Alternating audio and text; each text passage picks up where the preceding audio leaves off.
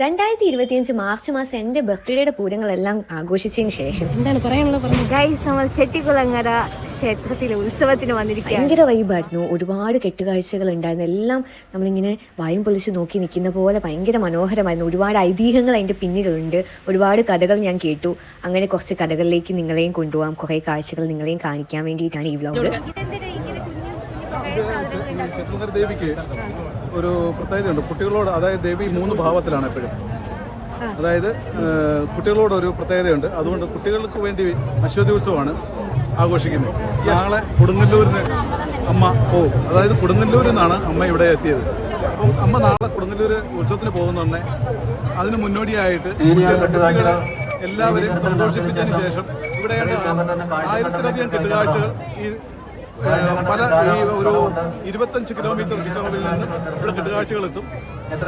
അതുപോലെ തന്നെ നാളെ വെളുപ്പിന് ഈ വരുന്ന ആൾക്കാരെല്ലാവരും ഇവിടെ തന്നെ കാണും.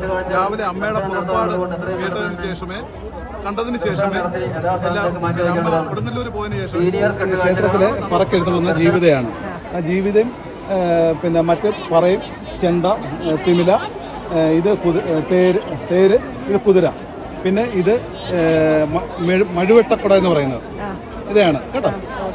ഇത്രയാണ് ഇത്. ഇനിയും ഇതേപോലെ നമുക്ക് നാരോ ടൈപ്പിലുള്ള പിന്നെ കാഴ്ചകൾ കാണാം. ഓരോരുത്തരും ഉണ്ടാക്കിക്കൊണ്ട് വരുന്നത് നേർച്ച എന്ന് പറഞ്ഞാൽ അതായത് കുട്ടികളുടെ ഉത്സവമാണ് ഇത്. അന്നേരം ഇത് ഓരോ കുട്ടികൾ ഉണ്ടാക്കുന്ന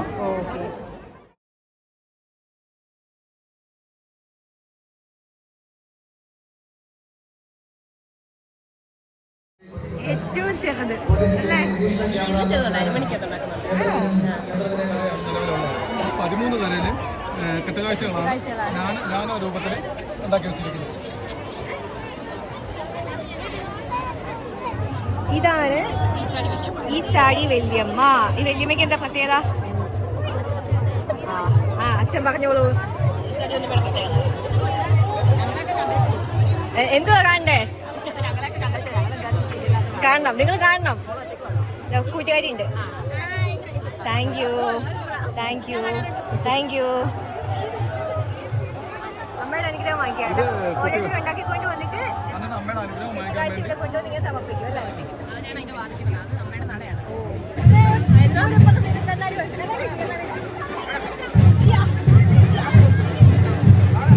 പണ്ട് മുതലേ പള്ളി പെരുന്നാളിനും ഉത്സവത്തിനൊക്കെ പോകുമ്പോൾ ഇതുപോലെ ലൈറ്റ് കത്തുന്ന സാധനങ്ങൾ കണ്ടാൽ ഞാൻ വാങ്ങിച്ചിരിക്കും. ഈ 2 ഗ്ലാസ്സിൽ ഏത് കളർ വേണമെന്ന് ഭയങ്കര കൺഫ്യൂഷനായിരുന്നു. റെഡ് വേണോ ഗ്രീൻ വേണോ, ഗ്രീൻ വേണോ റെഡ് വേണോ? പിന്നെ ഒന്നും നോക്കിയില്ല, രണ്ടും അങ്ങ് വാങ്ങിച്ചു.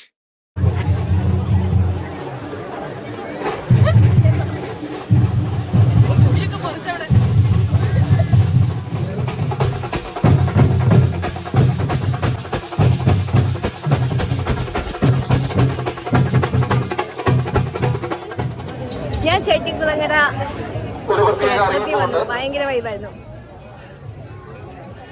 ഡാൻസ് വന്ന താളമേളങ്ങൾ കുറേ നേരം വൈബ്. കെട്ടുകാഴ്ച കണ്ടു, ഡാൻസ് കളിച്ചു. പിന്നെന്താ കഴിച്ചു? നമ്മള് കടല കഴിച്ചു, നാരങ്ങാവെള്ളം കുടിച്ചു, കുറെ എന്തൊക്കെയോ ചെയ്തു. സ്റ്റിൽ ഇവിടെ ഓണാണ്. ഇവിടെ ഫുൾ ഉത്സവങ്ങളാണ്. ഞാൻ പ്രതീക്ഷിച്ചല്ല ഇന്ന് ഇവിടെ വരാൻ പറ്റുമെന്നും ഉത്സവം കൂടാൻ പറ്റുമെന്നൊക്കെ. ഭയങ്കര വൈബാണ്. ഇവിടുത്തെ ആൾക്കാരൊക്കെ വളരെ കളർഫുള്ളാണ്. എല്ലാവരും നല്ല ഉത്സവ വൈബാണ്. ഒന്നുകൂടെ പറയുന്നത് ഓക്കെ.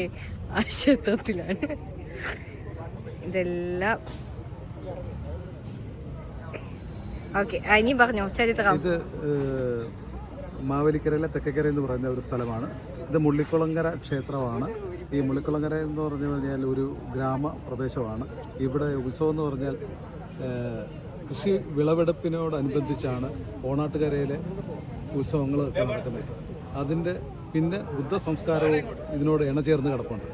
ബുദ്ധ സംസ്കാരത്തെ ഇണചേർന്ന് കിടക്കുന്നു പറഞ്ഞു കഴിഞ്ഞാൽ പഗോഡ എന്ന് പറയുന്ന ഒരു ഇതുണ്ട്. അതുമായിട്ട് സാദൃശ്യമുള്ളതാണ് ഈ തേരും കുതിരകളും.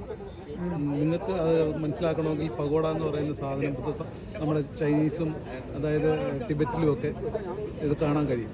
ആ സംസ്കാരമായിട്ട് ചേർന്ന് കിടക്കുന്നതാണ്, ഇവിടുത്തെ കാർഷിക സംസ്കാരമായിട്ട് ഇണചേർന്ന് കിടക്കുന്നതാണ് ഈ കെട്ടുത്സവങ്ങൾ.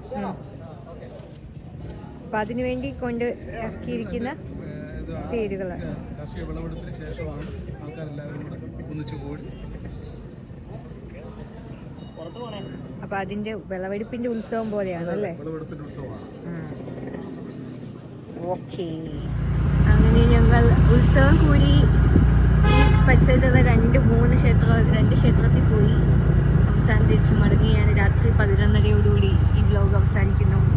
പോകുന്നു, ഞങ്ങൾ സദ്യ കഴിക്കുന്നു, പായസം കഴിക്കുന്നു.